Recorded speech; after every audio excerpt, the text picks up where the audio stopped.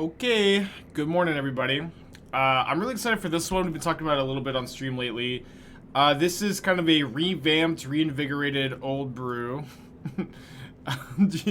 Oh, Geodude is going for the chest cold open. It is so it looks just like Watery Heat, right? Yo, good morning, Spikelings, Sharklings, Typhoonlings, whatever the heck you want to call yourself. It is I, Kingling, Aspiring Spikeling. You might take a liking to this new deck. It's not quite a new deck. Grixis Unearthling, and there's there's no thing in the icing today. Strap your belts and prepare yourself for this heck of a brewing I have for this morning. Yeah, you could yeah, it's not quite a chess, but you're close to capturing the style. Okay, so this deck is something I've been calling Grixis Unearth. This is something I first brewed during last season's trophy race. We did trophy with it, and it felt like a pretty reasonable, viable strategy. But it also felt worse than the Grixis decks that played Lurrus. Is kind of like ultimately where I ended up with this list. But now Lurrus is banned, and I think it's time to give it another look. I've gone ahead and made some updates. But the big ideas here is that Wandering Mind, 3 mana, 2/1. Look at the top 6 cards for non-creature spell, is very strong with Unearth because not only does it get Unearth for value pretty well, turning this into a 1 mana. 2/1, look at top 6, grab a card, but you also it also finds you your copies of Unearth, and then you can set up for some really crazy chains where you go like Wandering Mind, find Unearth, trade Wandering Mind or your Wandering Mind chump blocks, and then you go snap Unearth, find another one, Unearth your Snapcaster, snap Unearth. It's like really like Snapcaster plus Unearth plus Wandering Mind is like your value engine where you can chain these cards together, get multiple 2-for-1s in a row for really low mana values, which is important because the rest of this deck is also really mana efficient. You're playing Thoughtreize. Unholy Heat is the most efficient removal spells. Drown of the Loch, Dragon Regis Channeler, Ragavan. You're just really low to the ground, mean and lean. And I've really liked this engine of Unearth, Wandering Mind, Snapcaster. We also have a couple Seasoned Pyromancers as extra good Unearth targets. Dragon Regis Channeler plus Bauble or discard spells also does theoretically enable you to have some nutty draws where you get to Unearth a 3-drop on turn 2. In the sideboard, you have some other creatures that work well with Unearth with Fulminator Mage and Voidwalker. I'm really excited for this. I think this deck's got a lot of legs. Coop, thank you for the 10 months. Appreciate ya. And Juicy Brick with the 7 months. Yeah, no Jade Avenger. Too strong. Still too strong. Have I tried the Esper Unearth build with Mentor? So we've been talking about that a little bit. It's like the problem with Esper Mentor is there's like before you could play Lurrus in the 3-drop spot, which is a pretty good card to Unearth. Now there's like I think you need another good 3-drop to Unearth, and I think that there's not really one in Esper any deck. In any deck it's bad to draw there's a lot of cards it's bad to draw 4 of a kind early. It's going to happen less than 1% of your games. Just don't worry that much about it, I think. You got me wanting to try Sulta Yogg. Neoform is basic evolution, 1 less mana. Why aren't more people not doing that? I don't know. It's like, so like, here's the evolution of the Yawgmoth deck. I built this version. Will played it. Saffron played Will. Played it, credited Will. And then Hogak got banned, and so like Carrion Feeder got worse because Hogak got banned, and then Tom Ross and Aaron Barrich spent a ton of time working on the black-green list, and then everybody just copied those lists forever, and then never really like put that much time into it. But yeah, everybody just kind of copied their list forever, and like everybody forgot that my early versions played the Neoform. I think the Neoforms are really good too. I also think Flibble Flip is really good to be Neoform into. The Phantasmal Image is also amazing in the deck. Image is so good. Obviously, this is like a pretty early draft, and like you would go at least -2 Apatras. I think the first Apatra is good. I know a lot of people cut it. I think I would be off the Kitchen Finks. I'd be down to 1 Messenger. Liliana Heretical Healer with Spawn is probably underpowered. You no longer need to main deck Plague Engineer. But I do think the Neoforms are really good, and then like you get other good blue cards with a splash. That being said, I'm not saying that the obviously like the existing versions are fine, but I do agree that people like. I think the Neoform version is underexplored. What is Phantasmal Image good? Okay, so this is like a little bit of a convoluted loop, but Image is actually part of a combo with the Kitchen Finks, so maybe you do play the Kitchen Finks. I forgot about this. But you can go Phantasmal Image, copy Kitchen Finks, sack it, copy an Undying creature, sack it, and then like the Undying and the Persist reset each other. And so like you do have like and then that plan is also better with the Carrion Feeder plan, where you get to go where you have like, you know, more cheap sack outlets to actually like so you can go like turn 1 Carrion Feeder, turn 2 if you can get Carrion Feeder, Young Wolf, Kitchen Finks, and then you have a Neoform, and that's a win early. I totally forgot about this combo. I'm getting like super unzipped. Yeah, this deck was sick. I was like, I you know, again, this is not a jab at Saffron Olive, because like I totally know what it's like to just like see a sick list and not know that like someone else built it. But like I was like, you know, a small streamer at the time, or a lot smaller. Like I had like 75 average viewers or something. And I really, like, I knew how sick this deck was. I was so excited for it. And I was, like, really sure that this was going to be, like, my big break as a streamer. And then, oh, dude, we bricked twice. We're only, like, 91, 92% to hit, but those feel tough to brick. But, like, I was, like, so sure this would be my big break. And then, like, nobody knew I built the deck besides the people who were watching. And also still nobody knows I built it. No, I'm not trying to be Uncle Rico from Napoleon Dynamite right now. Just doing a little bit of reminiscing. Obviously, we've come a long way. I'm scared of this Memory Deluge. So I can go take Spell Pierce, snap Thoughtseize on Memory Deluge. I think that's probably fine. I can also just take Memory Deluge, dash Ragavan, trade it for March, and then snap Thoughtseize next turn. I think that's fine. I think I can just play around Spell Pierce this game.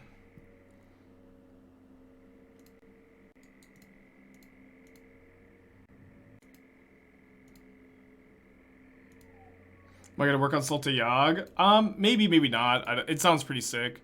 I think I've also like kind of thought about 4-color Yawgmoth with Neoform and Imperial Recruiter, but it's probably a little lost in the sauce. But you can also Recruiter for Phantasmal Image, and like Image is just like so sick. Did I see the Yogg deck I didn't build? I mean, I've seen plenty of Yogg decks I didn't build. Like, yeah, I'm like, it's also like I've also been told that like in that same era, other people were working on it too, that I didn't see at the time. But you know, there's a lot of parallel thinking when it comes to Magic. But like at the very least, like with the Yawgmoth deck, you can like just I've got receipts, and you could like just trace like when the list kind of entered the public consciousness or whatever. And it's like kind of hard to do it with, you know, other people too. I was mostly just trolling. Well, what was the non-mostly part? Alright, just gonna pay here. If they have no spells in their hand, that's fine. Yeah, no spells.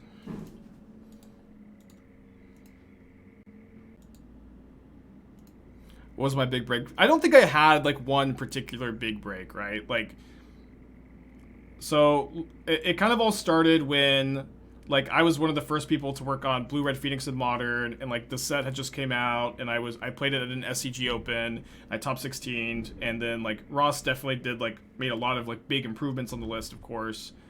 But it was then that I kind of got like a taste for, you know, people like looking at my deck list and going, hey, that's a cool list, I like that. And I really enjoyed that, and I wanted more of it. And so like Modern Horizons 1 came out later, and I started to do a lot of brewing with Modern Horizons 1. I just have been doing nothing but brewing a lot of different decks since then. And I think like I would say that like everybody in this chat has this experience, I think, where one day you saw a stream title of mine that interested you. You thought it was interesting, and you clicked on the stream and you thought the deck was cool, and then eventually I started playing other things too. But like I think it's just been like, you know, almost 3 years now of doing nothing but brewing in Modern, and just interesting a lot of different people with a lot of different decks. Yeah, so pretty far away from the Kroxa now. They can also Field of Ruin me off of the... I guess they did just Field of Ruin me completely off black.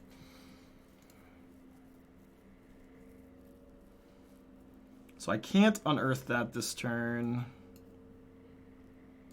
I'd be... And also if they Field of Ruin my Steam Vents, I can't cast it. It's kind of a problem. I think I need to keep, though. Keep it on top.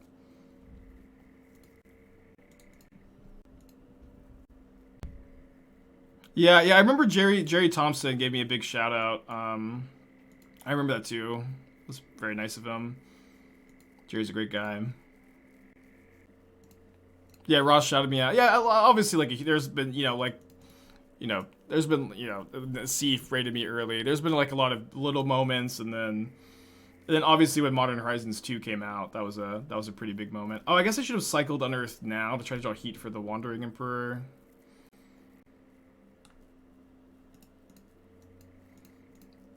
Do that now. Failed to do so, but we did find our red source for Seasoned Pyromancer next turn. Where's Jerry T? I saw Jerry T tweet yesterday that he's trying to return to streaming, which is pretty exciting. Definitely wish Jerry the best.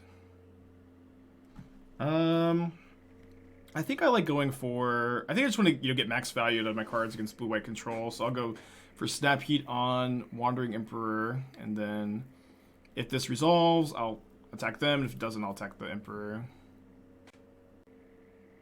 Leadership blue-white control Pioneer was sweet. Yeah, I always love having this conversation and seeing, like, what decks it was that did interest people, and just, seeing when I pick people up. Let's go score with made basically unplayable because of Field of Ruin. There are situations to play Ghost Quarter over Field, but yeah, pretty rarely. 3-mana Chandra and John. Yeah, that was kind of like my first, like, I went from like a 0 viewer Twitch stream to a like 50 viewer Twitch stream because I was like one of the first people to play Rin and 6 and Jund.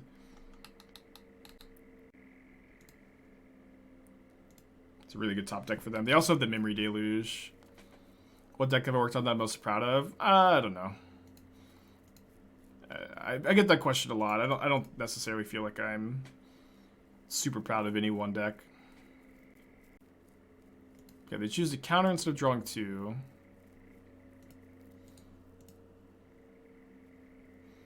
Yeah, and I also don't think there's any one deck that attributed the most to my success. I think there's been like maybe my next big jump after that was the like Throne of Eldraine Grixis control deck. But like it's just been like a lot of steady growth, and it has a lot of, and then like maybe there's been some big jumps over the time, but I don't really feel like there's been like one deck or one moment that boom, all of a sudden I'm a 1K Andy. It was the release of Modern Horizons 2 that made me a 1K Andy. Yeah, it's the variety for sure. It's the variety and the grind, and obviously like a good amount of luck too. But luck over time rather than all at once. Can I ever draw another Black Source? I guess not. Let's see what we find here. Heat. I guess I'll just use my mana now. Since if I draw land, I can get the Seasoned Pyromancer tokens back.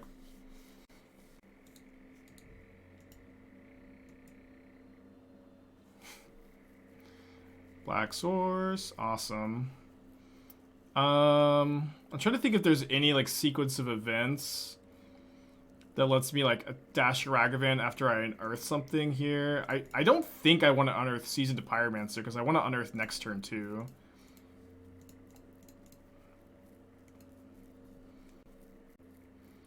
But I don't think it costs me too much to do this now. Dude, second brick this game. Rough. Unearth Titan. They have a Memory Deluge. Titan does not always deal 3. They have a Memory Deluge, so they're going to be able to not take 2. They drew Solitude. Yeah, they keep just not having to flashback their Deluge, which is brutal. Like we need to find a turn where we can put them on the back foot. I also have to block here, which isn't great. Thank you and other streamers, big stepping stone, transition from COVID to IRL. Yeah, maybe. There's obviously like a lot of I think I'll unearth the Seasoned Pyromancer this turn.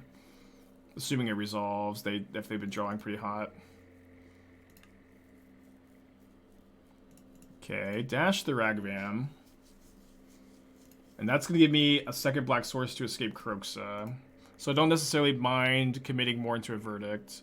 They drew another Solitude? What are these top decks? Oh, this is Flashback Deluge. Okay, never mind. Oh, it's Typhoon. Well, yeah, these top decks are sick. I know it's very unlucky to break with Wandering Mind. Doesn't seem great either way to me. I mean, I've played a lot of this deck. I like the Wandering Minds a lot. I think that's a fine take, though.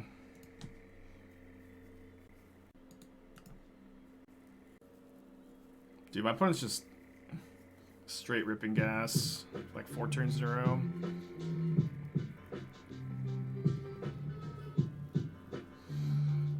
Bounces the token. It's just so brutal that they never had to like spend a turn to Flashback Deluge. Yorion in the hand. They're tapped out here. We draw a tapped black source.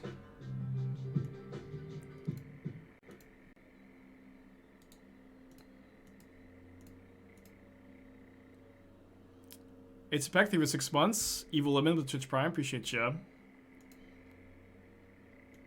Yeah, still game 1.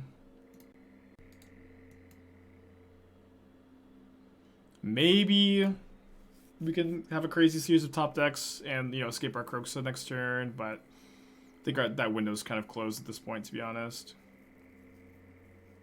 Is the teamer version of Murktide with Goif the way to go? I mean, that deck's like definitely... Oh, we're just going to die to the Shark token. That deck's like the most fun way to build the deck, but I'm into the Yorion. I have no else to it.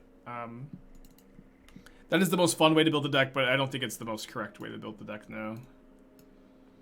So you want the 3 Pierces, be able to deal with Rest in Peace. Usually trim the 4th copy of Unholy Heat, the 4th copy of Unearth. Well, Unearth's like obviously a weird card where it's like it's a value play in this matchup, but it's also like bad against Rest in Peace, can be bad early. And then I think you could bring in Voidwalker here. What does a fun build mean? Everybody loves the idea of playing Tarmogoyf with a tempo, and a Teamer tempo shell. That's what's fun about it, but it's not better than the blue-red version. But everybody, and that's what's fun. And it's not like a terrible deck, because it's still a Murktide deck, and you're playing Goyf, which is an okay card. But it's not a better way to build the deck, in my opinion. I don't think Fulminator is bad, but I don't think it's better than our other options. I do think the Voidwalkers are pretty interesting. Not sure how we would fit them in, though. I think I'm just going to submit this. Okay, good hand. Keep this. Yeah, but yeah, everybody loves the idea of Tarmogoyf and Murktide. It sounds so fun, but Murktide and Goyf don't have a lot of synergy together. Murktide is better than Tarmogoyf. You already have Murktide in the deck too, so you don't necessarily need another big fatty. And Tarmogoyf is also like a lot weaker in a blue-based deck than it is in a black-based deck, because discard spells play a lot better with Tarmogoyf than counter spells do.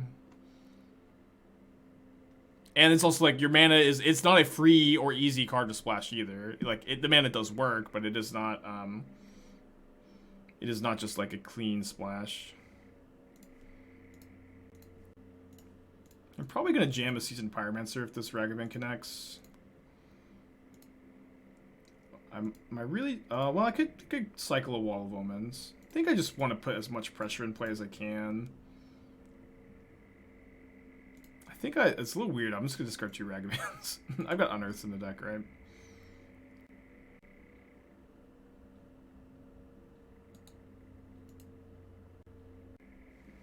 Okay, ending the Snapcaster Mage is fine. They only have 2 cards in their graveyard.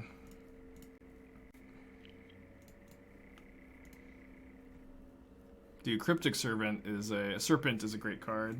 Let's keep a Thoughtseize so that I can get Delirium next turn and try to Thoughtseize a Verdict.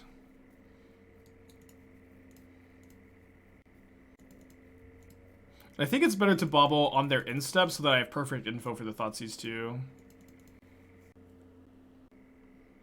Yeah, I love Cryptic Serpent. That card's really cool. But 6 with Tarma, Murktide, LGS. Yeah, this is the thing though. It's like the deck is fine, right? Like you're not like it's not. Your Murktide is still a great deck, and you're still like you're just splashing for a good card and an already a great deck. But it's like it is not better than is it? You know what I mean? Oh, dude, their top card is Supreme Verdict. That is the worst thing to see here. It's so incredibly bad to see top card Supreme Verdict. We really hope that they Field of Ruin. I'll keep a Channeler.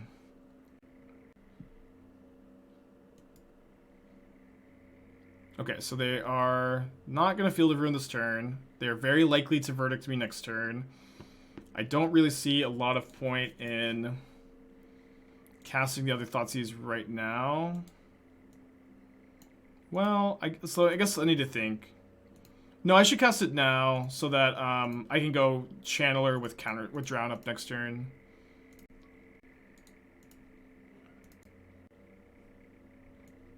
They don't have a white source. They don't have a white source. Let's go! I guess I take the Deluge so they can't dig for Solitude.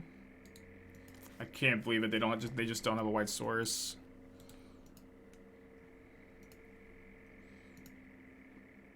I know that they can cantrip Spreading Seas potentially into like Prismatic Ending, but I think that's less likely than them getting to like get 4 looks at a Solitude. Awesome. Lucky, lucky, lucky. Yeah, I'm really not a big fan of Field and blue-white control. Kind of easy to say that though.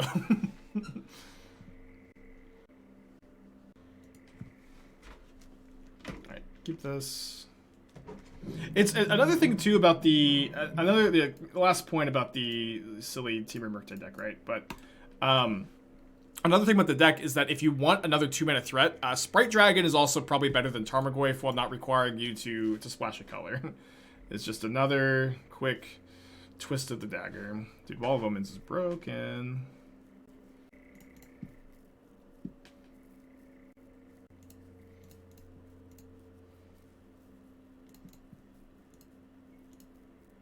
I'm shocked that Path hasn't played anymore, considering how many decks only play 2-3 basics. I mean, they play 2-3 basics that they could get with the Path. Yeah, also Solitude exists now, you know. Solitude's just so much better than Path. Definitely want to keep a land.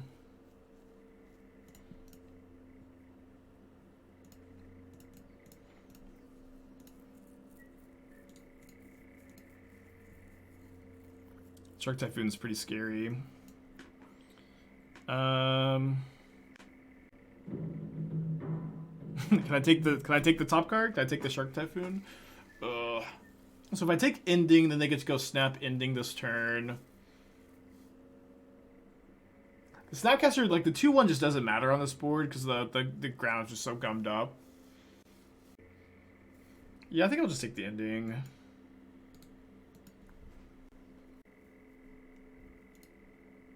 Veil's a big reason to splash. Some matchups just Cyber resolving Merc, which Veil helps guarantee. I mean, you have access to other counter spells, but it's also like I think Ancient. I agree that the Sideboard is more of a reason to splash than the Tarmogoyf. That's kind of like I agree with that point. That Ancient Grudge, Veil of Summer are reasonable Sideboard cards. They're fine to splash for. They're also easier to splash for since they're just generally easier to splash for. Okay. So we don't know what we're drawing this turn. Our left total's honestly not that high. Cliffs is fine. Just gonna resolve a Wandering Mind. Another Bauble. And I think I Bauble now. Being near to Magic, why is the 1-for-2 of Solitude and Grief so good? Grief is not that good outside of decks, like weird combo decks, to be honest. Like Living End and like if you're abusing the ETB trigger with like Ephemerate and stuff. But what's good about Solitude, what's nice about Solitude in these kinds of decks is that like it buys you time to get to the late game as a control deck, which is super important. Control decks absolutely want to prioritize getting to the late game. And then in the late game, you can hard cast it as an instant speed, powerful 2-for-1. Anxious Hippo, thank you for the 1 year. Appreciate you. Can Mono Red Phoenix be competitive in my opinion? I've trophied with it a few times. I think that there are better. I think there's better versions of Phoenix and better versions of like the prowess style decks that Phoenix is, but I wouldn't say that it's completely unplayable. Well, sure hope we can beat some Teferis. You guys hear that plane? It's flying super low.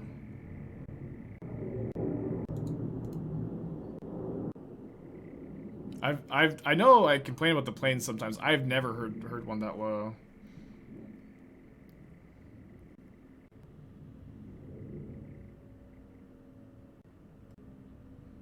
Okay, the Ragavan is not really doing anything. I'm just gonna discard Spell Pierce Ragavan. I'm gonna attack the Teferi now, and I really hope that they trade. I get to unearth the Wandering Minds and find heat, maybe. I did slide down to only 2 heats. It can be awkward to draw multiples early.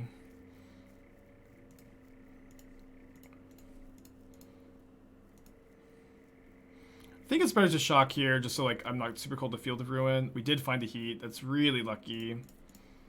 They do have another Teferi in their hand, but I've got Snap Heat for it.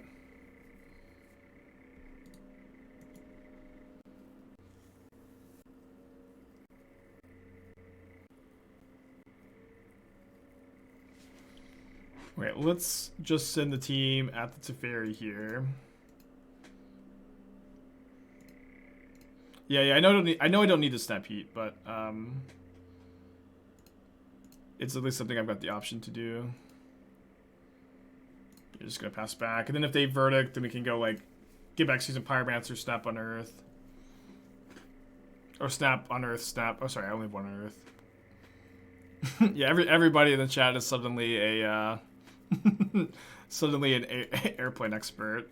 Although I do know for a fact that at least one of you are. Only one comment I saw has has credibility because I know that you're actually, or we're in the Air Force for a long time.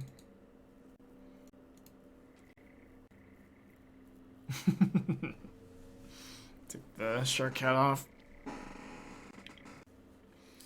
So opponent's got a Yorion. Let's see if they have anything else this turn. If they have Wandering Emperor, I'm going to go Snap Pierce.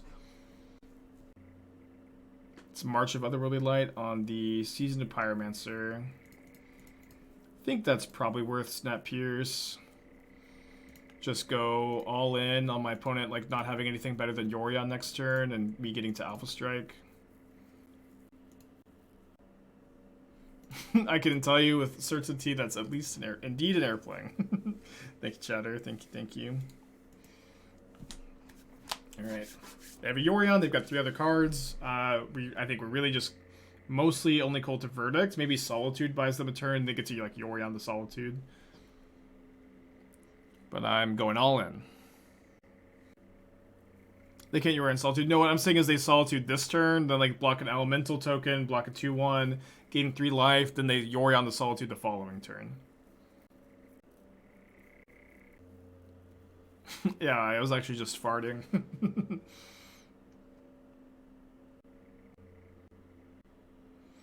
Alright, we're all in, baby. Do we beat a removal spell? Who cares? We do beat a removal spell. Let's go! That was an awesome match. Don't love this hand. I might keep. Got a deck tech for Rich. Let's send it back. I think we've got the 6 card hand is probably better on average. And this hand definitely looks really good. I think I'll put back the Drown and the Loch here. Neo Bant Ephemerate. Oh man, I've been thinking about this deck some lately. I mean, these decks are like, they're so complicated. It's so hard to like say exactly how to build them. I feel like I would probably want the 2nd Soul Herder over the 4th Eternal Witness. Especially when you have 4 Eladar, or you only have 2 Eladarma's Call. I still do feel like the 2nd Soul Herder goes a long way.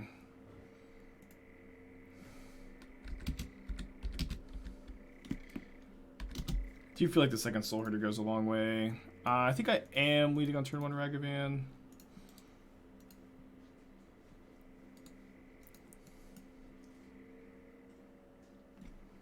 I also feel like you probably need the full 4 counterspell because like your deck is just so soft at big mana combo.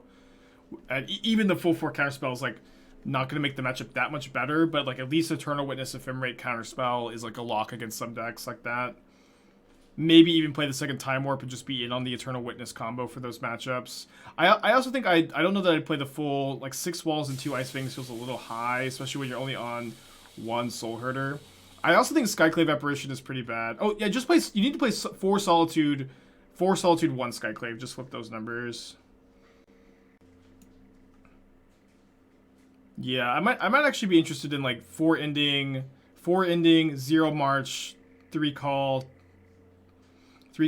4 counterspell, 2 Soul Herder, 3 Witness. I think those are the numbers I would recommend to you.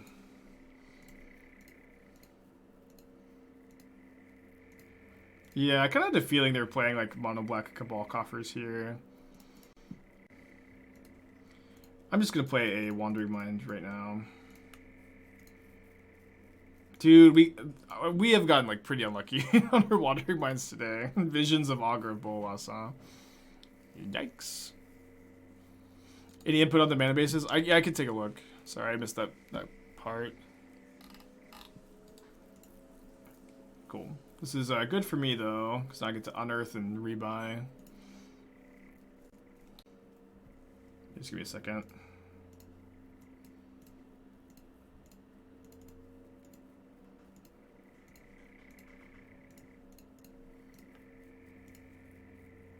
You're kidding! Spike, I actually think Wandering Mind is unplayable.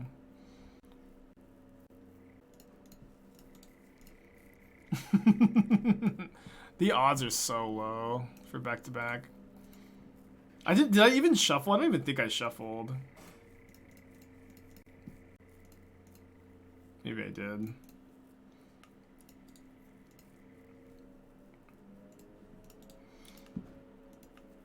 So see if we get our Despair invoked here. Looks like we're going to. So we lose 4, they draw 2 cards, we lose our Seasoned Pyromancer, but we do draw Unearth. I feel like I'm still supposed to get the Wandering Mind, because finding another Unearth is just so sick here. Or a Drown. Drown's pretty good too. Could also get the tokens back if I want to. I guess the Drown's not that good because they just Inquisition it. I don't like the... Oh, this is the Bant Triumph, I see. I thought that was a different card. I wouldn't play more than 1 Bant Triumph. I wouldn't play more than 1 Snow-Covered Basic, or Snow-Covered Dual Land. Okay, so they're gonna have tons of mana. And Castle Locked waiting to draw cards too, so we're gonna need to put the pressure on here.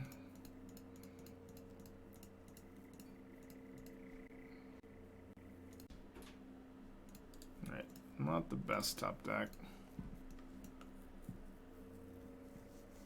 Yeah, just one Soaker Basic, 1 Triumph is what I'd recommend. Wait, also, how many fetch lands are you playing? 3? No, you need to be playing, I think, you need to be playing 4 Heath, 4 Floodstrand, 4 Misty, 4 Prismatic Vista, I think, in Bant. Just the full 16 fetch lands. And, like, it's pretty easy, I think, to, like, trim on, like, the cards like Wooden Bastion, those like, extra tutor targets. Just play the full 16.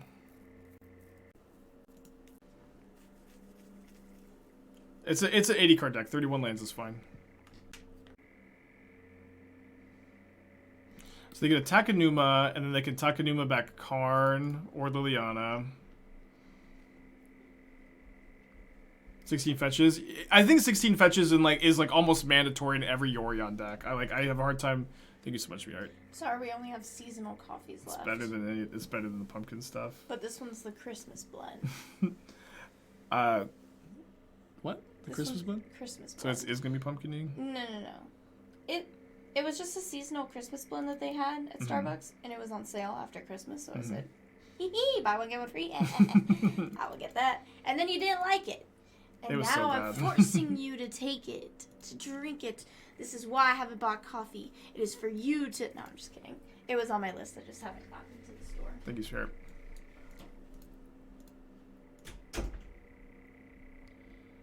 I can't. It's like playing 12 and 60. It's not like playing 12 and 60. It is, 16 fetches in Yorion is not like playing 12 and 60 because you get to play more fetchable targets. You get to play more fetchable targets. So like that's a big asset to playing. Oh, they have the tutor coming off this turn. That's a big part of playing the deck in the first place, though, right? Is that like because you have more tutor targets, it's okay to draw a higher number of fetch lands and your mana is better overall. Like that's a huge draw to the Yorion decks, is you get to play a higher ratio of fetch lands. I think we're seeing a hardcast Gristlebrand here. Oh, they get another Karn?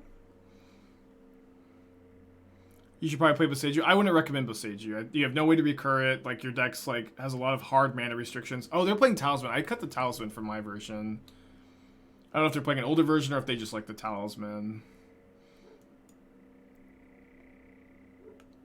I also don't know if they're playing the Gristlebrand or not. They are playing the Gristlebrand, but they can't pay live. So, I guess, so if I drew a Drown into Loch here, we could maybe have gotten something going, but I can't beat the 7/7 lifelinker. Gonna go to game 2 against the mono black deck. Voidwalker and Fulminator Mage, I think, are both coming in here. You have a tutor on board. Karn the Great Creator turns off Wishclaw Talisman. Karn the Great Creator turns off the Wishclaw Talisman. That's kind of like the whole idea with playing it. Yeah, so I think I'll trim 2 Wandering Minds and I bring in the 4 Fulminator Mages.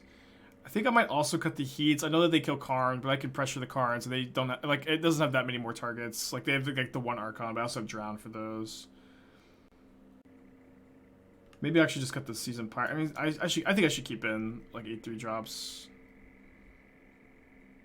The Profane Tutor is it's a Karn target. They're not main decking it. Kroxa seems fine, albeit kind of slow. I think I'll trim a Bauble and a Channeler. I have been thinking about the 4th Profane Tutor, though, in that deck. I think it might be correct.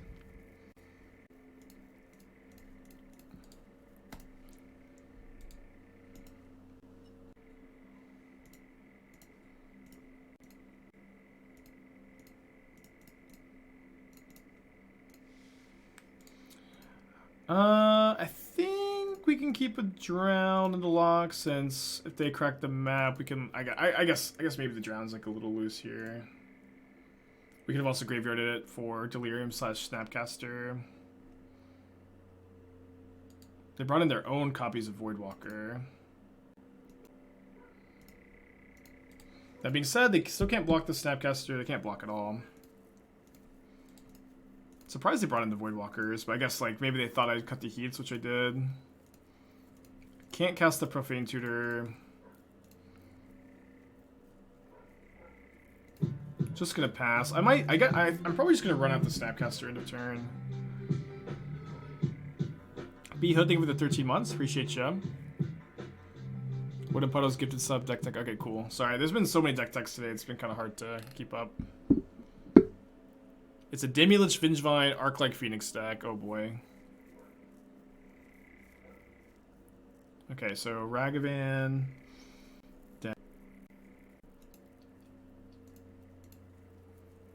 And we lose the Drown, but then I do get... Oh, I can't snap the Drown because it gets exiled. Well, I think we're losing this game.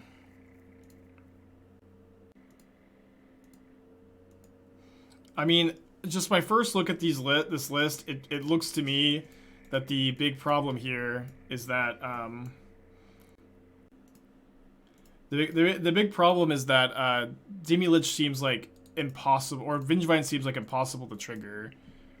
Maybe I'm wrong about that. Maybe impossible is like a stretch too, but it's like if you feel relatively light on creatures to trigger your Vengevine. Like, you have the Hedron Crab, Secret Keeper. Hedron Crab's not great. I guess Secret Keeper is kind of good. You have the Demi-Liches themselves, but you have to cast 2 in 1 turn. I also think that I would like to try to find room for 2 green lands in the mana base to hardcast Vengevine. That feels really important for beating Graveyard Hate. I know you have Manamorphose.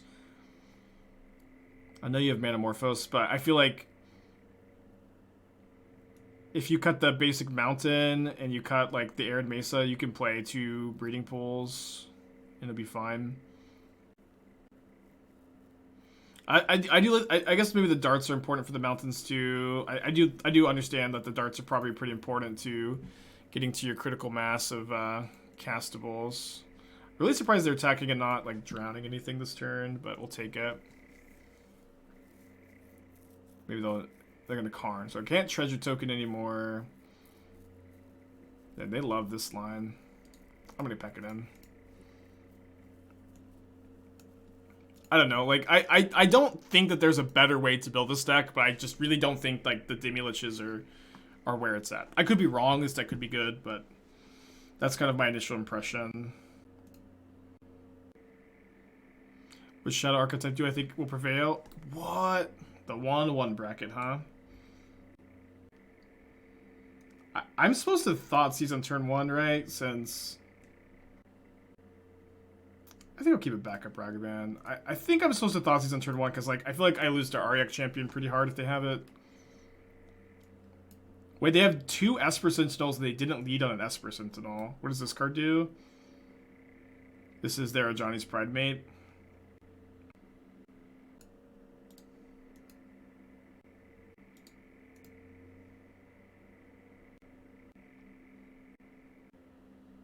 We do have 4 Snapcasters in the deck. What?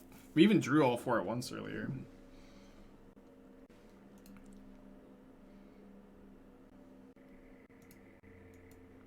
Kind of find it a little funny that it's the Soul Sisters player that's still registering Path to Exile.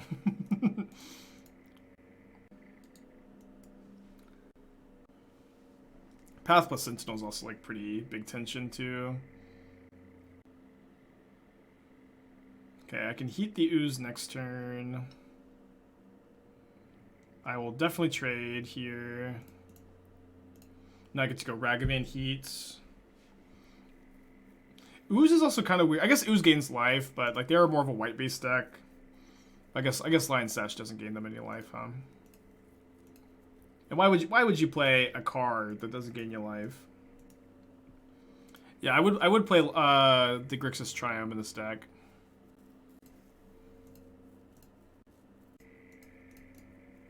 You think Dimilish and Shadow could work together? I don't really think so, no. Could be wrong. What are they on both Path and March? There's no card, like, they need to be on 4 Solitude, 4 Path, 4 March before the first copy of, Path to Exile makes it. 4 Solitude, 4 Ending, 4 March before the first copy of Path makes any sense to me. Alright, gonna attack with Ragavan. Does Wizard still support MTGO? The servers are on still. Yeah, Wizard still supports MTGO.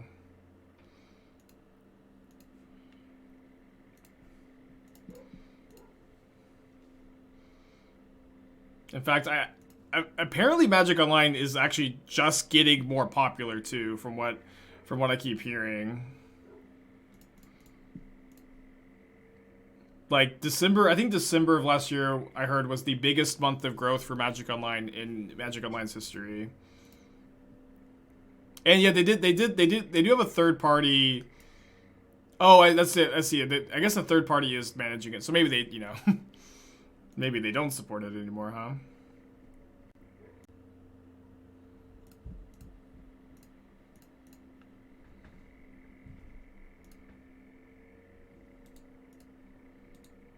Is it because of how bad the arena economy is? I mean, it's like a little bit of column A. It's like, I think it's a combination of like Modern as a format is becoming pretty popular, and the arena economy is not very good, and the latter, and like, not only is like the economy bad, like the Magic Online economy is actually pretty good. Like you can actually, you get to cash out. Like if you have like above 50% win rate, you actually make some money usually playing Magic Online. You get to trade your cards. It's just like, it's a lot better.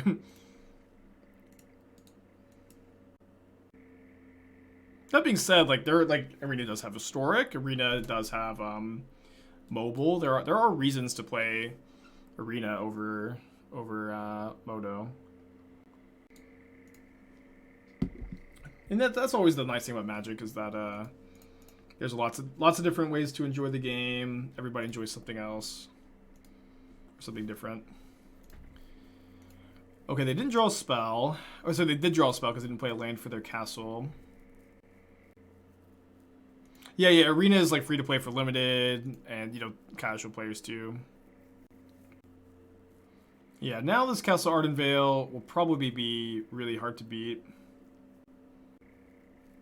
They have a 5-drop, probably Solitude, maybe a horse. Oh no, I love Archangel Thune. I love Archangel Thune. I feel bad for countering it. IDK, if I describe 2K Modern Frigate deck, Murakami being a good place, I guess it's all relative. It is all relative. Good is a relative word. Good is a relative word, but I mean, I don't think there's like too many other games like this where everything's like really flexible, tradable. There are rental services. You don't have to play the $2,000 modern decks either. There are plenty of like non-$2,000 ones. It's like, you know, a little disingenuous. Aquinas, thank you for the 7 months. Appreciate you. Why not let it resolve and destroy it? That's worse. Creatures on the stack don't feel pain.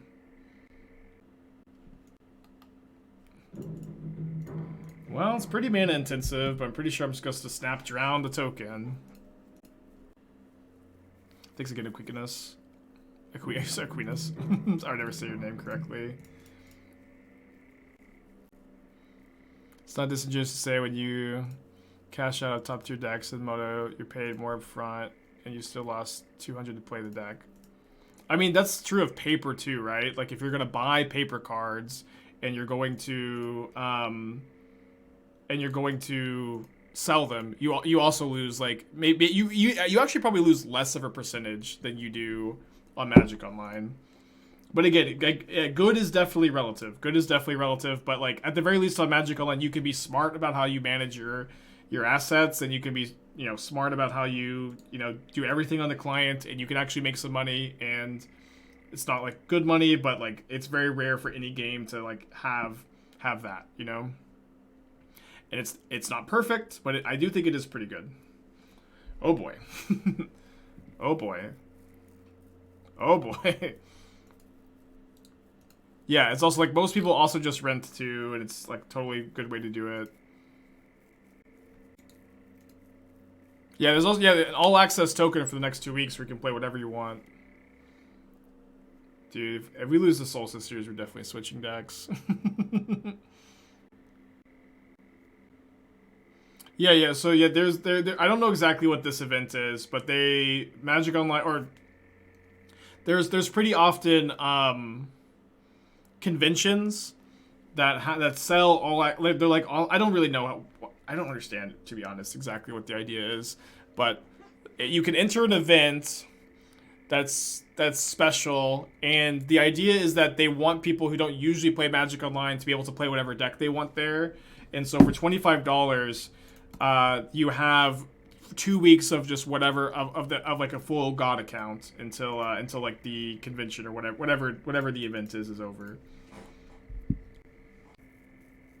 Why does it put up Sacred Foundry? I don't know. Your guess is as good as mine. 4 PTQs next week? That's pretty exciting.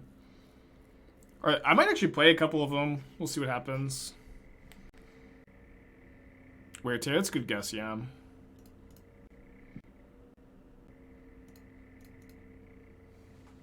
Alright, need to draw a Drown or a Heat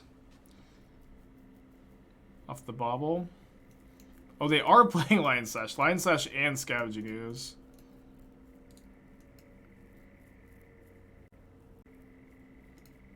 It's because during COVID, they couldn't hold events in person. It wasn't fair that the event was switched to Image Show when people had paper decks. And they were so popular, they kept doing them. That's cool. That's cool. There is an organized play announcement on the 31st, which is, I think, a week from tomorrow. We're all, holding our butts, hoping it's pretty good. I'm gonna concede.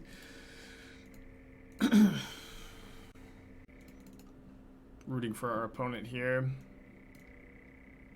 I think the dress downs and the pushes are probably worth boarding in. My opponent's also like very likely to bring in 1,000,000 copies of Rest in Peace. I think we probably just have to rely on Thoughtseize Drown on the play to deal with those.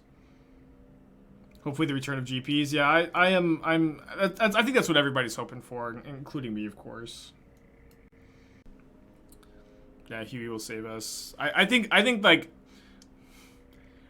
the dream, like realistic, like I think that's the biggest thing people want is a return of paper GPs. Like, I don't know. I've been looking at COVID numbers lately. They look, you know, they've been looking pretty down. I don't know. Like, they also like Star City Games and Channel Fireball and the NRG series have all run like pretty successful tournaments at this point. We're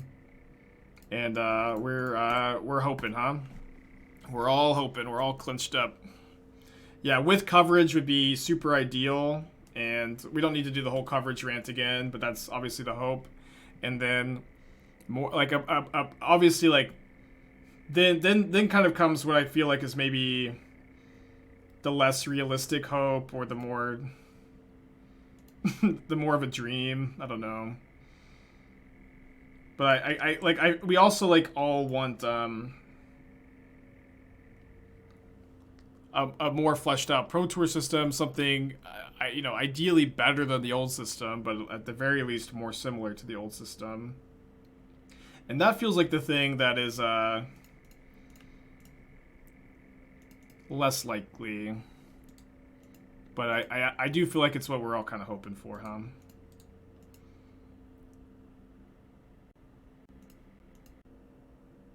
Are they still actually looking at COVID as a factor? COVID is pretty much a joke. I don't know, dude. It's just so stupid, I think, to call COVID a joke, and when it's just, I feel like, so likely that another huge variant comes out. Like, numbers were close to an all-time high, like, 2 months ago. COVID is also literally never going away. So, like, you could call it a joke because it's fucking sad that it's literally never going away.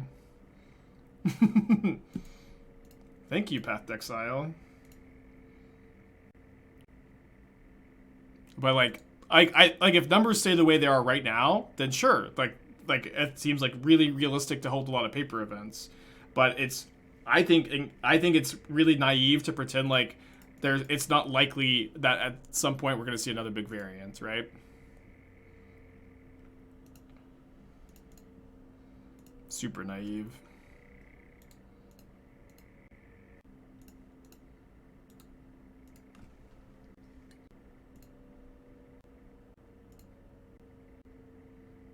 There's already another variant in England, yeah. I don't know, dude. It's England's got it so tough being stuck on that little island too. I don't know, we could move on, but like I do everybody's hoping for paper tournaments. I do think it's possible for them to return. I think that we're all like a little scared of what they're gonna look like, though. I think is really the issue. HIV is not going away, so is malaria. Yeah, I mean, yeah, I also don't think that like those kind of points make much sense because like neither of those are conditions that like really matter when organizing big paper tournaments.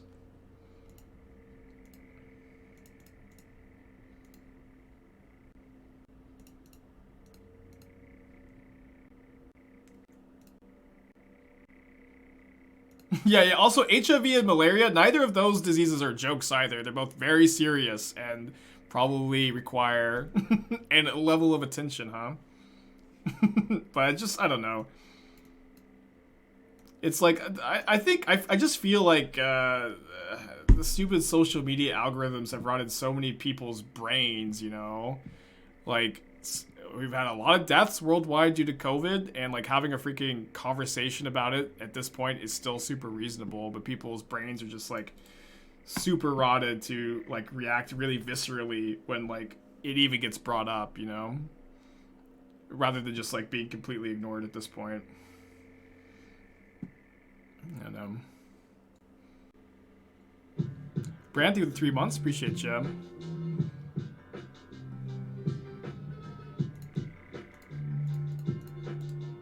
Like, even just talking about it on stream just, like, makes people react, you know? Just, like, and they don't know why they're reacting. It's just, brain just got so rotted, you know? Let's say my brain's not rotted either. Oh, boy. We do have Dress Down to deal with Aryak champions. I always take this trade, too, especially when there's a champion in play, I think. Do you want to hold up Drown this turn? It's pretty bad if they play a 3-drop.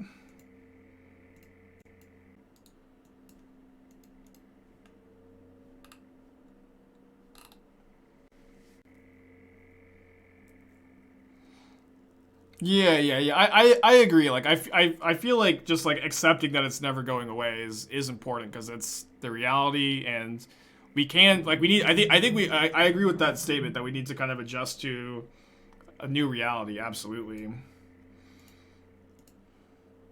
Absolutely.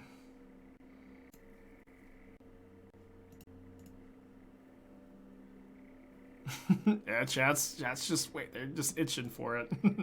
It's fine. I know. I always feel like I kind of ask for it when I bring this stuff up, but I also don't want to feel like I need to like dance around topics. We're all, you know, relatively mature. We can have productive conversations and only yell at each other like the bare minimum. I think we just hold up the Drown this turn. How do you feel about Tron in the current meta? I think it's fine. I think that we pretty often have been seeing like Tron doing decently well at tournaments, and then people start playing it again, and then we start to see more hate for it in the metagame. But I absolutely do feel like the deck is totally fine, reasonable choice. I think I'd rather counter than destroy, because I also think I would just trade Channeler for Sentinel if they want to offer the trade. They offered it earlier, and I think that's something I just want to take if they are willing to let me. Although now I think I will not get that offer. I think it's something that's never going to go away is a bit fatalistic. There have been plenty of diseases eventually fade away. I hope so. I mean, obviously I hope that I'm wrong. I obviously hope that I'm wrong. I just, yeah, I hope that I'm wrong. Okay, let's use our mana efficiently this turn. I think we go kill the Sentinel, pay, unearth Channeler. Oh, I should have unearthed the Channeler first, obviously. Whoops.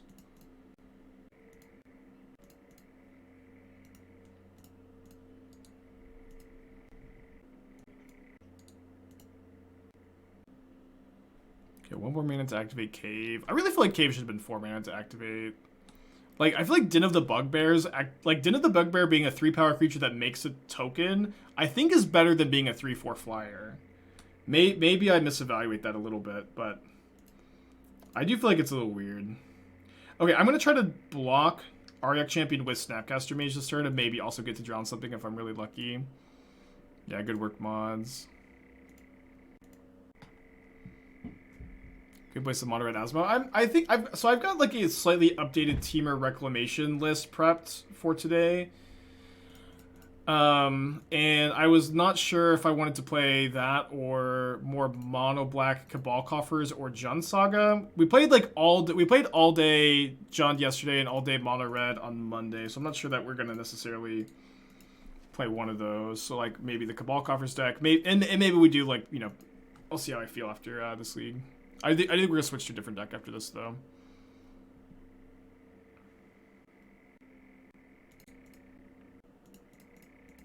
BTTV lets you read deleted messages. It's actually pretty sick. Yeah, we could just move on. I mean, I don't actually mind talking about it. I don't know. Like I don't mind yelling at each other a little bit. I feel like I kind of really don't mind, but it does feel like it's maybe about time to move on, huh? But I'm not really that bothered, to be honest. Top 3 Disney Pixar movies. Okay, I like Cars 3 the best, and then Shrek 1, Shrek 2, Shrek 3. Oh boy, that's such a sick draw. And then like maybe Madagascar.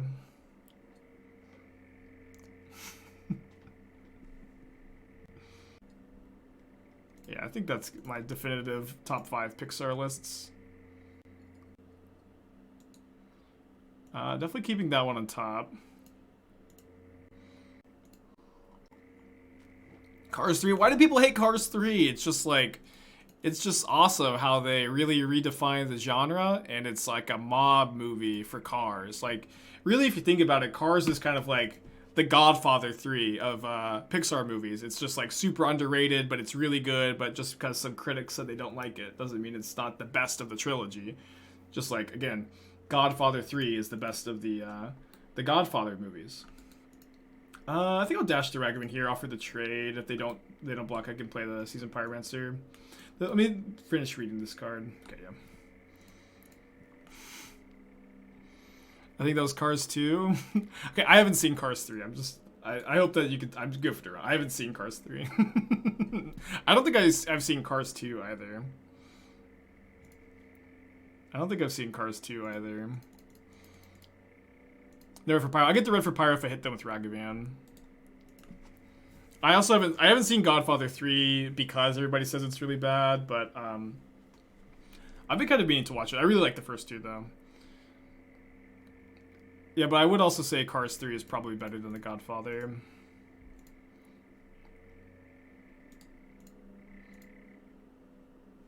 Me and Esther have been like very slow. I really like those old kind of like mobster movies, gangster movies, like Goodfellas, Reservoir Dogs, Godfather 1, 2. Out here, it's like all part of like this Unearthed Snapcaster Wandering Mind engine.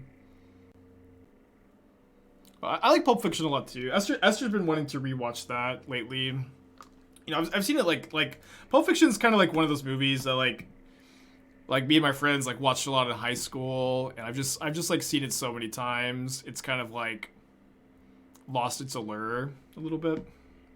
I'd enjoy Casino. Yeah, I saw a lot of people recommend that. I think I'll, you know, take that recommendation. See if I can watch it with Esther soon or something.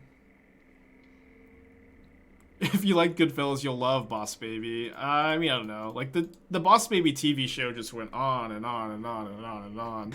I kind of feel like it should have been a movie instead. Once Upon a Time in America? I think I've seen... I feel bad saying this. I think I've seen the first half of that one. I also, like... I remember, like, when The Irishman came out a couple years ago, I was really liking it, but I did fall asleep. I don't know. I think I did the same thing here. Dude, they've got not one, but 2 mana reshapers. I actually think I am taking one. Irishman was pretty terrible. I don't know. I was kind of like along for the ride, but then I did fall asleep. Terrific, thank you for the 13 months. Appreciate you. Zootopia is a good mob movie. I agree with that. Yeah, I haven't seen the new Batman either. Me and Esther like keep making plans to watch the new Batman, and then we keep not doing them. But I want to at some point. Me and Esther, they hit Power Plant. That's a pretty good one. Me and Esther also finished watching Gravity Falls last night. We had never seen it before. I really, really liked that show. Like, I thought season 1 like was like, you know, a little draggy maybe, but kind of slow. But season 2 was just so sick. All right, I guess we'll take the Thoughtseize. Thoughtseize the Thought-Not Seer. Oh, probably. Ooh, yeah, I'll take the Smasher then. Is it good for adults? I think that like season 1 is like not as enjoyable for adults. But also like season 2, like if I had a young child, I would not let them watch season 2. like maybe 8 years old or younger. Like it's actually like pretty. I feel like it'd be pretty scary for them, to be honest. So it's kind of weird. It's like maybe I don't know what the target audience is, but season 2 is like just very good, I feel. So I don't know. It's kind of like a weird spot to hit, but I liked it a lot. Yeah, people keep recommending Ranking of Kings. It's on my list. My list that never gets watched. I've got 3 card types in the yard, so I guess what I need to do here is make them block a Ragavan, get Delirium. Oh, I lose Delirium. Sorry, I lose Delirium after I cast the Heat, but I still get to kill a Thoughtseize. And then I think it's probably better to save 2 life to use the treasure. It's kind of close though. Yeah, we can move on from the TV show conversation. It's so easy to get me derailed on TV shows though.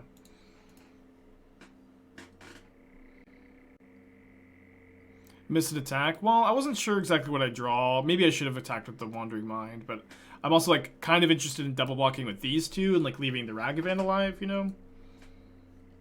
How do I feel about card games? I mean, I like Magic, but I haven't really got into any other card game. Naruto would have been better if Rock Lee died. Yes, absolutely. I know that you're joking, but it would have been better if Rock Lee was given Guy's character arc, and then he's the one that uses the 8 paths. But again, I know you're just trying to unzip me. Is Dakin Shadow Slayer just a terrible card? I wouldn't say terrible. That was like one of the first things I played in MH2 was a Dakin deck. But I think the reality is that there's like kind of no shortage of good 3-mana planeswalkers in the Esper colors, and it's just like, you know, super replaceable card. I guess I should have gotten an island, huh? Yeah, I probably should have got an island.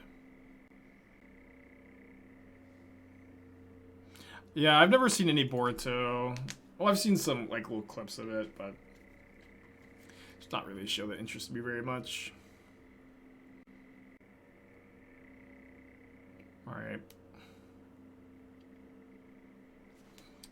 What a draw. Lucky, lucky, lucky.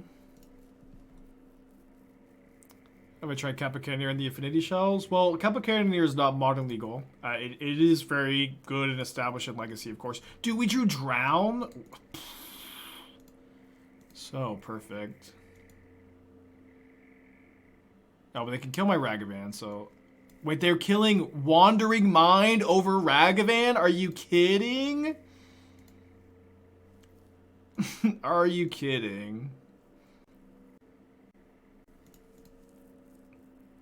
Is it better to kill the Thoughtseize? No, I don't think so.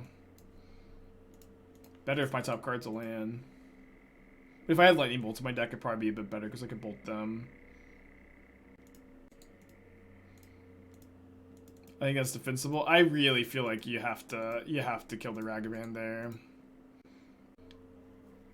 Any updates on the Can't Stay Away list? It's almost completely abandoned at this point. Maybe one day a card will be printed or I'll have an idea for it, but I think it's almost completely abandoned at this point.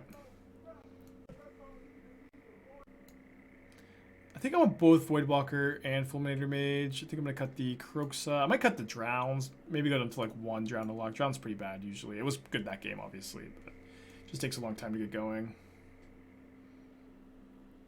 Then I might just play Fulminator Mage over Wandering Mind. I feel like I do. I mean, I should trim Snapcaster because I'm cutting the Drowns. Play 2 Snap, 2 Wandering Mind. Well, I thought this year come down to be okay for the extra card draw. Am I missing something? Well, we were talking about it. There was no card I could draw because I have to kill the Thoughtseize in response to the ETB trigger. There was no card I could draw that I could cast. So the only, like, you know, if my top card ends up being a land, I guess that's true. I get to keep a land in my hand, so I guess I should have just killed it. It's not that relevant though. What card is modern legal but very powerful, not playable currently? I think Knight of the Reliquary. I don't even feel like Knight of the Reliquary is that good. People, I mean, I think a little before my time, but it's like I always think of Knight of the Reliquary, and I just think of like a 3-mana creature with no value on the ETB and dies to a ton of removal spells and is weak to graveyard hate. Yeah. Yeah, better Legacy because you have like Karakas and you've got, you know, Wasteland and better lands to tutor, but yeah, Berkey's another example of another fragile 3-mana creature. Yeah, also gets in Legacy it gets a lot of like, you know, not legal modern lands. But in Modern there's not like that many good lands to get. Yeah, I think Dreadhorde Arcanist is a great example of a super powerful modern legal card, banned in Legacy. Doesn't see a lot of play. Oh no. I've badmouthed Fran's waifu, Knight of the Reliquary. That's true, yeah. I mean, they're different formats, obviously. Watsy doesn't allow one good mana spell. Modern only get one good mana creature. I don't think that that's true. You draw one drown. I think I'll keep this hand. Yeah, there's plenty of good 1-mana spells that aren't creatures. I've seen other versions of Unearth decks. Can I explain what the overall goal is of the setup? The engine of Wandering Mind Snapcaster Unearth gives you like a ton of crazy top decks in the late game that are all really mana efficient and play well together. And so you are a deck with a lot of cheap creatures and cheap interactions, so you're trading resources quickly, and so you get to that top decking phase of the game pretty fast usually. And when you do, like, you're usually just very much set up well. Set up well to win. Because like you have like a bunch of cranes where Wandering Mind finds you on Earth, you can Unearth Snapcaster, Snap on Earth, and again, you get in that situation, those situations pretty fast. Must be nice. Must be nice to have Natural Tron on turn 3. Consider Cottage for this list. You can't support it in the mana. Maybe if the Grixis Triumph existed, but it does not exist.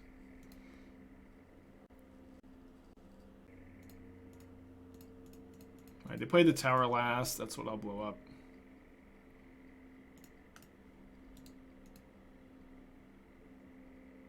Voidwalker drown, but awkward. We can discard the drown to the Voidwalker though. Only played one.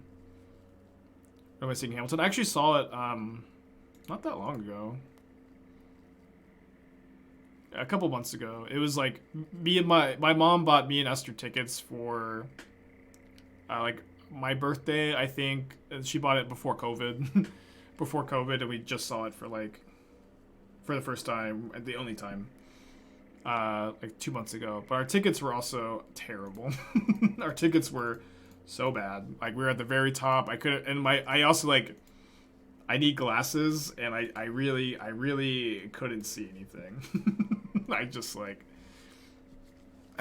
I just kind of couldn't see anything the whole time.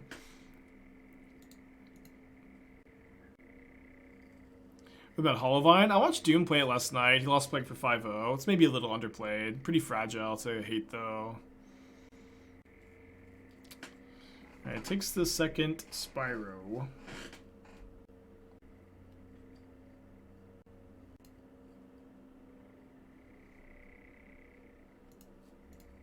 Yeah, I think you could play a Kolaghan's Command. I actually kind of think you could cut a land in this deck. Maybe 2. Probably not 2. Okay, game 3. Probably win the game if we're on the play. Overclock, thank you for the 4 months. I guess I'll play the first Dress Down over the Drown. Does black have a great one-drop creature? Not really. Like, the closest you have to like good one-drop creatures in black are the Rogue, the 1-mana 3/2 Rogue, which your opponent has 7 cards, and oh yeah, Death Shadow, obviously, and then there's also like Knight of the Ebon Legion, which is pretty weak. Used to have Deathray Shaman, yeah. Oh, yeah, you have Asmo. Asmo's, you know, fine in some shells. Yeah, like if Knight of the Ebon Legion got a counter if you lost 3 life, then it would be playable in Modern because you could just fetch shock and trigger it. But the fact that it's 4, like, just really ain't it. Yeah, Ravenous Squirrel is pretty good. Doesn't go in every shell, though. Like, there's, like, I guess a lot of, like, synergistic 1-drops, like Shadow, Squirrel, Asmo. But not, like, generically good 1-drops like DRC, Ragavan. The best Asmo deck? I think the best Asmo deck is what I've been working on, the mono red list recently. Dude, mulling 2 Fulminator Mages feels so bad, but obviously you have to here. This hand has no blue mana. There's no creatures. Does have an Unearth, so if we draw a Fulminator Mage, it's great. I'm gonna mulligan. Kroxa no good? You can play a Kroxa. What do I think about Dredge? Dredge is fine. It's fine. You can find it in the stream decker, the mono red list. Okay, we're gonna keep this hand. Gonna put back DRC. Gonna put back DRC. Because I'm gonna play the Bauble on turn 1.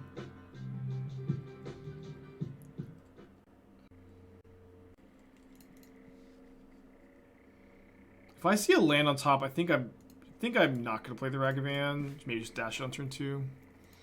Dredge just felt horrendously bad in the meta. I don't know. I feel like at least like last week there was like very little graveyard hate.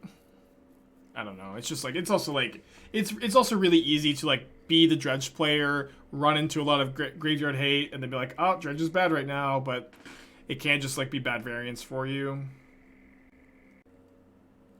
Yeah, I do have Aether Grid in the mono red list.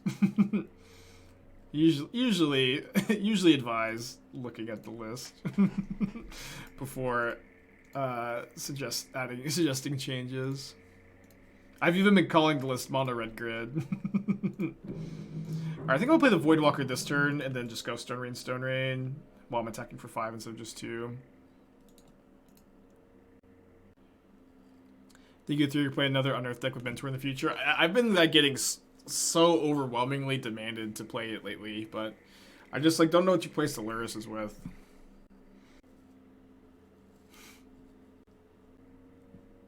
Yeah, I agree that Dredge is like I don't mind playing against Dredge off stream, but I feel like it's the least interesting deck to commentate against when you're streaming, because it's like you very often just have like no real decisions, and your opponent just gets to spend all the time doing their thing. They've got like a lot of decisions and a lot of dredging, a lot of card draw, and you're just sitting there losing game 1, then mulliganing for graveyard hates in games 2 and 3 a lot of the time.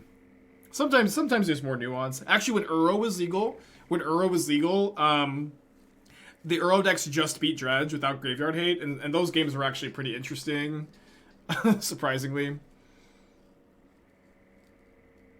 Warping Whale, the Ragavan. Kind of surprised. I guess they might just have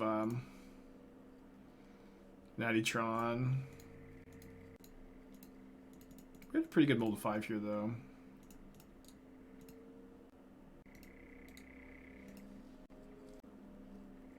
Second power plant. So when I dash the Ragavan and my opponent has a removal spell, it's not great for me, but it is a 3-turn clock if this does work, which is pretty important. And if they kill the Ragavan, then it's likely that we could just... They're not going to be able to also have Tron next turn. Oh yeah, we need 3 Voidwalkers to assemble Tron for ourselves. That would be so funny. I'm going to go after the power plant again. Oh, the Uro deck speed Dredge without graveyard hate. Uro itself seems too slow to have made the difference alone. I mean, it was a combination of Uro and Field of the Dead and Mystic Sanctuary looping Cryptic Command.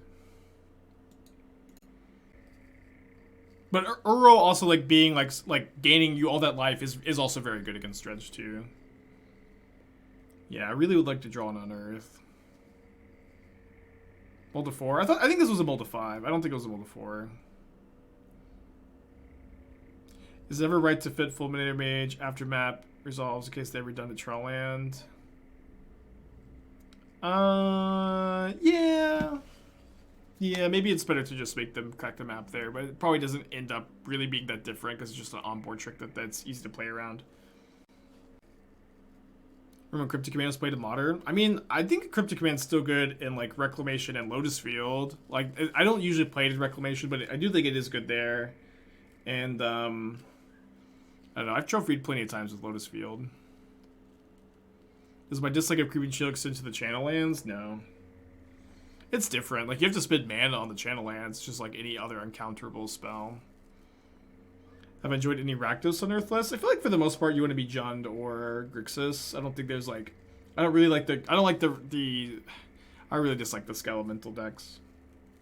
Unless you're Elementals. Then if you're playing Elementals with Thunderkin Awakener, that is where I think Skelemental is good. Winning Mop is potentially punished by them having the third land in hands. Yeah, but it's just like...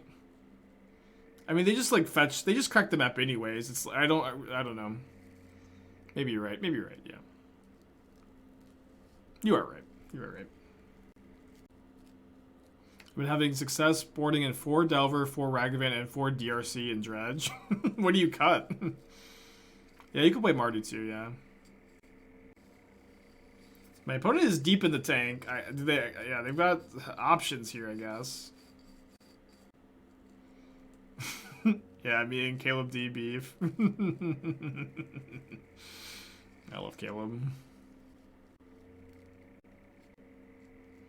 Map Chalice on 0. Really weird to... I feel like they should just let the map go. I don't know. I guess maybe they're thinking they just gonna Thought-Knot Seer the Ragavan this turn because they have the Temple, but like the map just seems like not that good if you don't have the extra Tron piece right now. Just too slow. Chalice in 0 stops Bauble theoretically, and so like they're gonna play the Chalice here if they either have a second one in hand or if they just think that they're never gonna deploy the Chalice this game. We have 4 Snapcasters in the main, but none in... we trim summon this matchup. Okay. Big draw step. Hold that for Seasoned Pyromancer as it gets countered by the Chalice on 0. Alright, but they can't dismember the Voidwalker, so they need Land Walking Ballista, right? They need Land Walking Ballista, or... that's it, right? Warping Whale doesn't kill Voidwalker. It's too toughness. Yeah, Spatial Contortion would, though. Around any more Elden Ring, maybe a weekend stream of it. I think I'm really unlikely to have the time to stream it anymore. It's also like I don't know that anybody would want to watch my like level 100 character wander around the mid to late game with like no context. But I'm like level 100 right now. My Claymore is plus 20. I keep like meaning to switch builds, but I'm also like just like plowing through everything right now. The game is like I feel like I'm getting. There's like a lot of areas that like I'm just like wanting to explore to engage in the content, but I'm super over leveled for, and I'm just like plowing through them. I don't think that there is a true max level, but I know like my only friend who's like done with the game or beaten the game, probably not fully done, said he beat it at level 150, which is maybe a little high, but he said that he beat it at 150. Radiant Fountain incoming. It's funny. How many hours for played? I don't know. I can look. Kind of curious. I've definitely spent a lot of time like just wandering around. While we wait, we can check. One playthrough is best finish at 110 through 130. Yeah, I'm probably gonna be higher than that. We'll see. Update, huh? What is this concession? Why? This is such a frustrating tank. Okay, I can't kill the Voidwalker, obviously. What the hell? Like I think like I would like really like to see 1 or 2. So maybe like -1 Borrower, -1 Snapcaster, so you can still play the Jaces and feel like a real control deck, you know. Kaz, thank you for the 20 months. Appreciate ya. I think your mana base looks good. I don't think this is like very close to, if not, oh boy. if not exactly what I usually like to play as my Blue Moon mana bases. I don't think I like these Alpine Moons on the board. I'd much rather see them be Dress Downs as your Urza Saga answers, because that generally more versatile and less necessary with the Blood Moons. I think I'd like to see 3rd Blood Moon in the sideboard, 3 Dress Downs. I think I like the rest of the sideboard. Maybe like an extra Murktide, and maybe not. Cast 20 months, thanks for entertainment. Definitely got in Bezos' money worth over the last 20 months. Hell yeah. We both have, huh?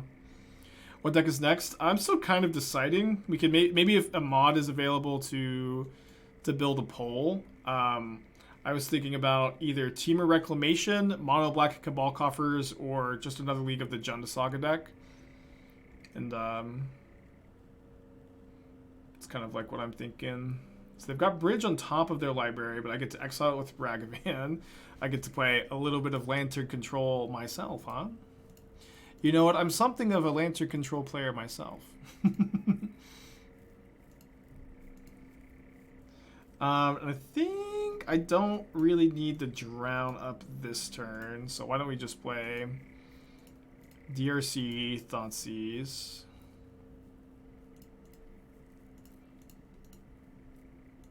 Now cast the bridge.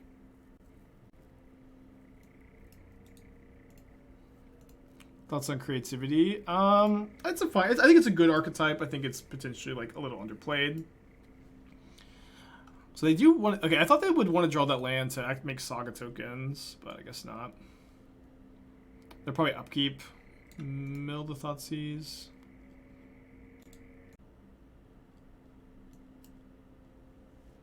No, they... Oh, they had the Glimmer Void in hand. Sorry, I forgot about the Glimmer Void.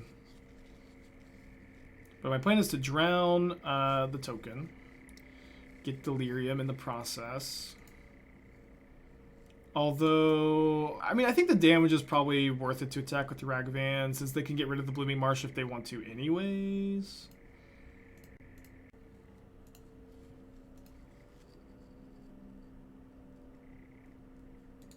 Sorry, I get a little confused with this, seeing the Wandering Mind twice on the screen. I'm like, oh. How'd it go with Jund Saga? It went 13-2. Deck was really good yesterday.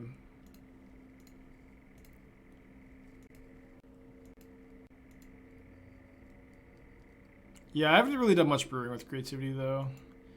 Okay, they draw Codex Shredder, then Ancient Stirrings. No, they don't want to draw Stirrings. They mill both Stirrings and my Wandering Mind. Then they draw Academy Ruins. They make a Saga token. Probably getting like Nile Spellbomb. The Jund Saga's not on YouTube yet. It usually takes a little while before the VODs get to the tube. But the VOD is available.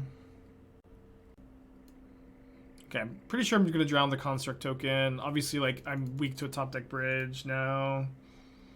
But I think that I want to keep them from drawing their Urza Saga too. And you know, if they top deck bridge, they top deck bridge.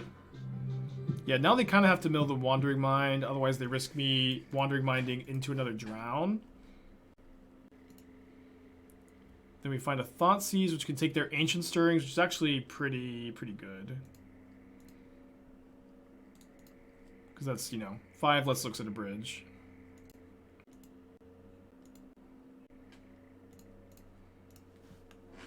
We also get to escape Seasoned Pyromancer tokens to deal 7 damage next turn. Oh wait, I thought they had Stirrings. Oh, they already cast it, sorry. Alright, let's go ahead and shuffle so that we can keep a drown in the deck, since it is one of our better draws. And we get the value of milling another Seasoned Pyromancer. Not a huge deal, though. Oh, they targeted themselves there. Sorry, I thought they were targeting me. There's a Prismatic Ending on top. Parsh, thank you for the Twitch Prime. Appreciate you, buddy. I voted for the least popular version of Team Rec. Yeah, did the mod make the poll? Or no?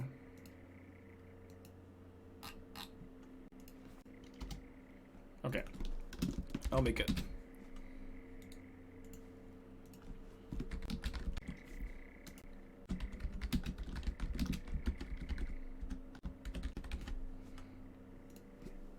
guess I should have made it longer than 2 minutes, but whatever.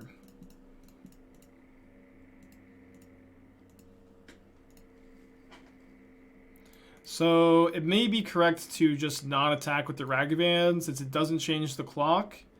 And I just dig them 1 deeper for a bridge. Mod did make a poll? Okay, I didn't see the poll. Team of Rec 1? Okay. They're gonna put bridge on top. There's not a bridge in the graveyard.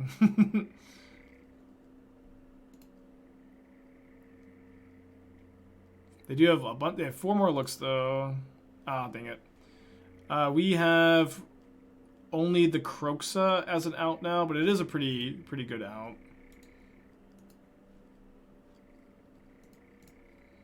Not really much point in escaping the Spyro.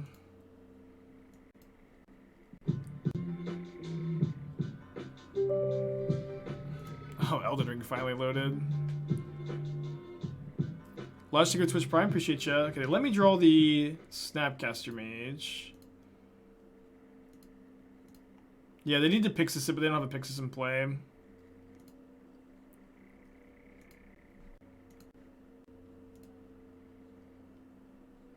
Yeah, they don't have a Pixis in play, so like saying they just Pixis Kroxa is not true. I can also counter the Pixis. They also like don't necessarily know that they need to play around it. I think I'm gonna go for Snap Drown here, since this lets them get a Saga, which is bad if they have Graveyard Hit in the main, which they probably do.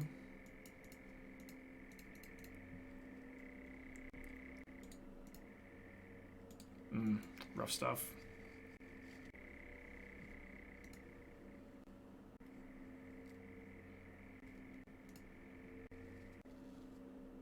Yeah, I think letting me draw the Snapcaster is risky, but if they know the list and I'm not playing bolts, then it's okay. Okay, and so I can escape the Spyro here, and then I might just hold the Heat in my hand so that if they do go for the Pixis ever, I can just surveil the Kroxa into the yard. We'll just see what happens. Is Drown really that good? I mean, Drown's a good card, yeah. I can't believe they're milling. They must just think I don't have Kroxa in the deck. Okay, mill their Boseiju.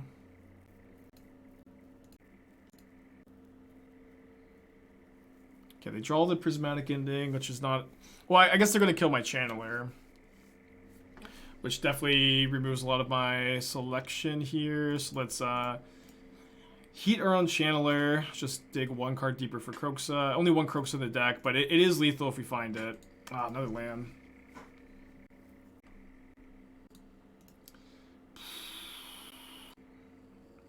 Okay, pretty, like, yeah, they're definitely, like, being kind of reckless, not knowing that I've got a Kroxa in the deck.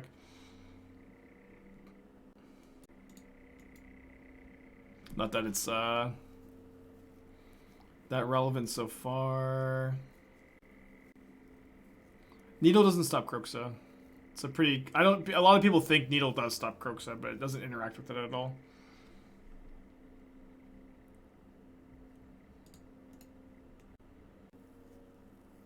Do you think you can make sense of D2 split both Heat? No, I think you should play 4 of one or the other. I know that Bolt would be better than Heat right now.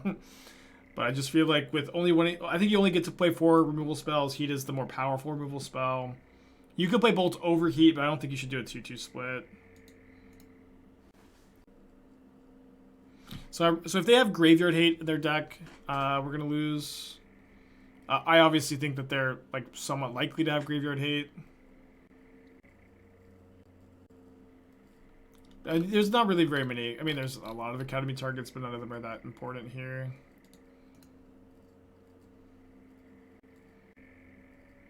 Elixir of Immortality. That wins, right? Wisdom, appreciate you. Isn't Pixis important? I mean, yeah, but you can see it right here. I don't need to pop it out. Alright, let's go to game 2.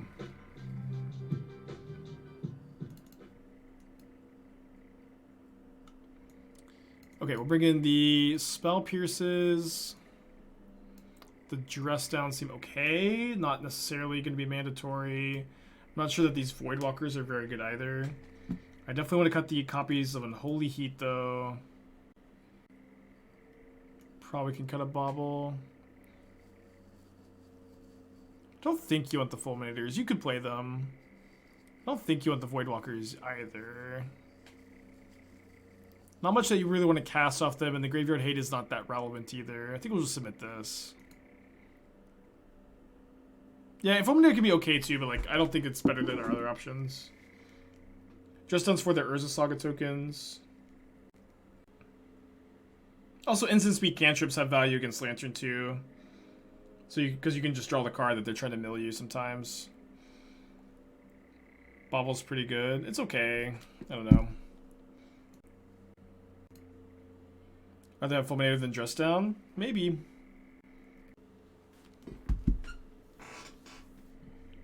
Could maybe cast Kroxa 3 times by killing it off twice.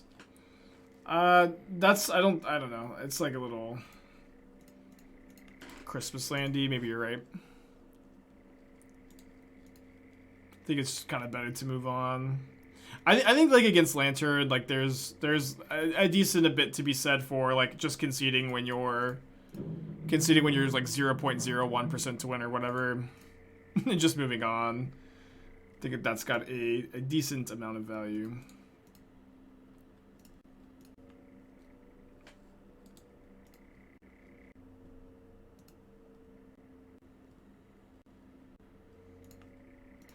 So main phase this, because if we find Bauble, we could maybe find Delirium. I'm also kind of looking for Dress Down for the Sagas.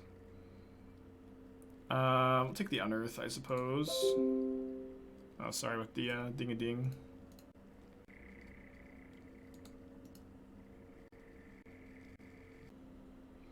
So my opponent is going to go for Lantern. Pretty sure I just play this turn, though, another Wandering Mind and hold up Spell Pierce. I guess I should have cast the Wandering Mind pre-combat also because of the Bauble for DRC, but we are going to grab the Dress Down.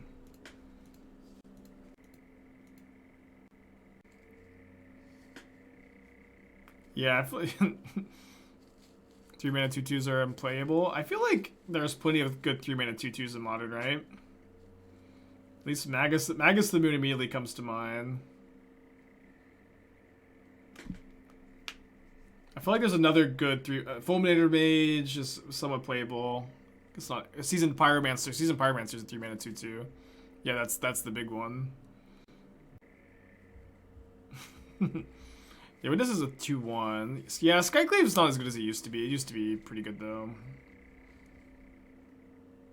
Yeah, Phyrexian Crusader. Yeah, Charlotte's Agent, very playable. Very playable 3-mana 2/2. Okay, so they're not making their second token. It's fine.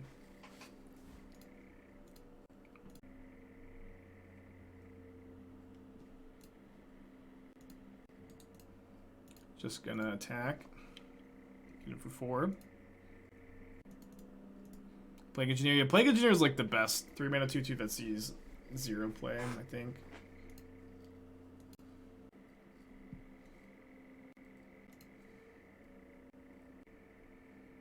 So it's a Prismatic Ending.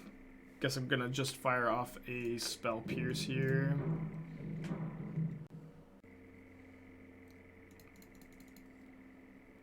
I need to save Snap Drown for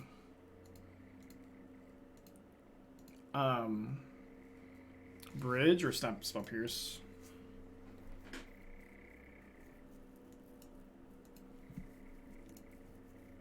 Another Spell Pierce. Let's take the draw.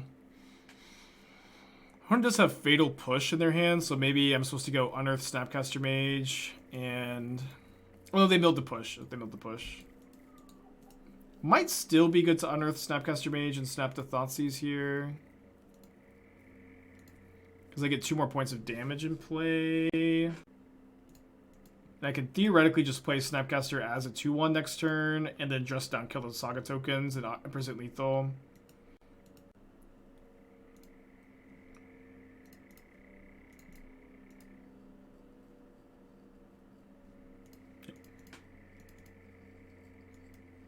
So I think we've got lethal here.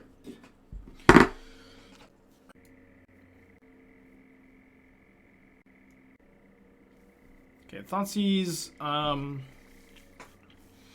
doesn't save them because they lose 2 life. What I recommend for someone concerning MTGO regards to play points, better to buy used tickets and buy chests. I would buy tickets just to start building up your play point collection, and then open the chest that you get in your league winnings, because that is usually better EV. Pyrite Spellbomb. Okay, that does save them here. Does save them. So if I play Snapcaster Mage in response. Oh wait, can they? Oh, they can. They've got a Glimmer Void. Yeah, I think I'm just supposed to dress down here.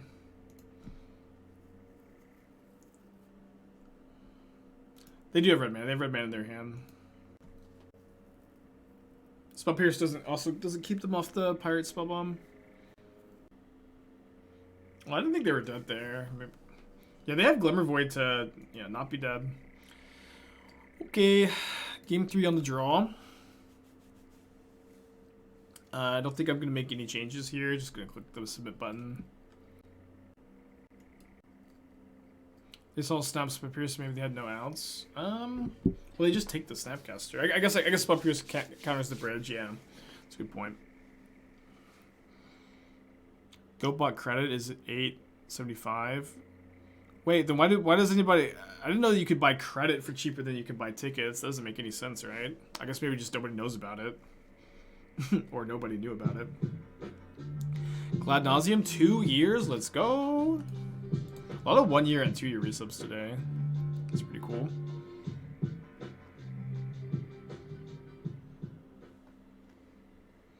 Yeah, but why would they sell credit for less than they sell tickets for? Because you can just use $1 in credit to buy a ticket, right? But you can't invent with credits. Yeah, but can't you use the credit to buy? Can you not use the credit to buy tickets? I guess that would be the case. That would make sense. You can't buy tickets. Okay, that's what I was confused on. That makes sense.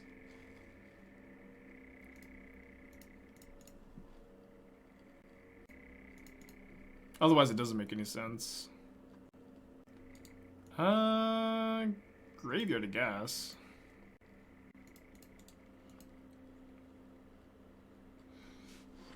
Yeah, usually Twitter grinders will be selling you tickets a little cheaper than the bots, but then you have to talk to another human being, which is something I try to avoid. Not trying to tell you guys how to live your lives. Not looking good. Oh, Needle. Name Polluted Delta. I like that name. So we draw 2 cards here, thankfully. They're both drowns, and we don't have any blue mana. We can Thoughtseize to surveil the Snapcaster in the yard at least, and get Delirium. But we are going to be pretty screwed if we have no blue mana this game, which seems like it is going to be the case, huh? Wait, is it not? Oh, sorry. I thought I didn't realize I already had a creature in the yard. Sorry. Dude, stumbling against Lantern Control is like the most painful deck ever to stumble against. It is the most painful deck to stumble against. I think Escape Shift Titan has a spot in the meta better to play Amulet. I think it probably has a spot. Like, you are, I think, more resilient to some hates, like Wear Tear, Force of Negation, right? Which are both pretty popular cards. Okay, at least they're not making Saga tokens. I'm going to go ahead and queue up the Temur Rec deck. I don't think I can rent and this deck at the same time. Yeah, no way. Okay, they... Wait, what? Oh, they got Expedition Map? They got Expedition Map of the Saga for Glimmer Void. And then this Ragavan can give you blue mana. They find another copy of Urza Saga, which they can't play this turn. The Welding Jar also lets me surveil Seasoned Pyromancer into the graveyard if I want to. I think I do want to. It's kind of not clear. Ooh, Codex Shredder is a good draw for them. Okay, thankfully not a Polluted Delta, which is what they have named with their Needle. But now I can start dashing Ragavan and holding up Drown, developing my mana. Might win this game. Both players stumbled pretty hard. I imagine that if they... Oh, they have the bridge. When did they draw bridge? I don't have any outs to it. Trying to think what I can do here. Like, my out is Kroxa a bunch of times, but I think it's just, like, not very realistic. Alright, so I'm just gonna scoop it up. Yeah, I should have played the Exalted deck. Dude, Exalted deck has a great, great Lantern matchup. Okay, sorry, believers. Let's play some Team Rec. Pretty medium record with the Grixis Unearth deck. I'm kind of disappointed. Had higher hopes for it today. I think that going forward, I probably want to cut the